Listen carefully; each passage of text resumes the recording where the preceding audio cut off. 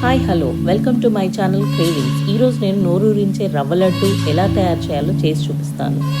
దానికి నేను 2 కప్పుల బన్సీ రవ్వ తీసుకున్నానండి.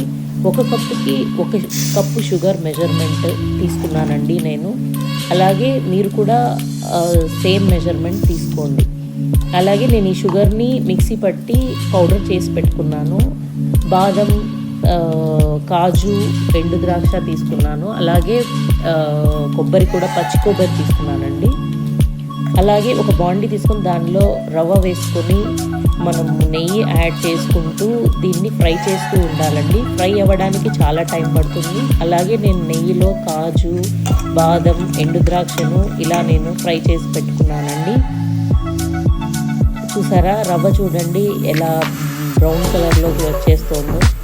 ఈ రవ్వ అలాగే మనకు స్మెల్ కూడా వస్తుందండి. మంచి స్మెల్ వచ్చినప్పుడు మనము మీకు తెలిసిపోతుందండి. అప్పుడే ఆ నెయ్యి స్మెల్, రవ్వ స్మెల్ తెలిసిపోతుంది మనకి.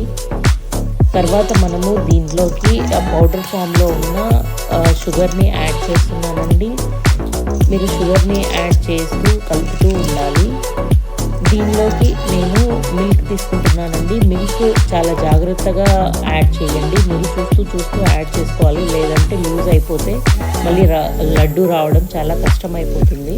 కొన్ని పాలు మాత్రమే పడతాయండి. మీరు చెక్ చేసుకొని కొన్ని మాత్రమే యాడ్ చేసుకోండి, లేకపోతే మీకు లడ్డు రాదు. ఇలా గట్టిగా పడుతుందండి. ఒక 5 నిమిషాలు వదిలేసాక గట్టి పడ్డాక చూపిస్తున్నాను నేను.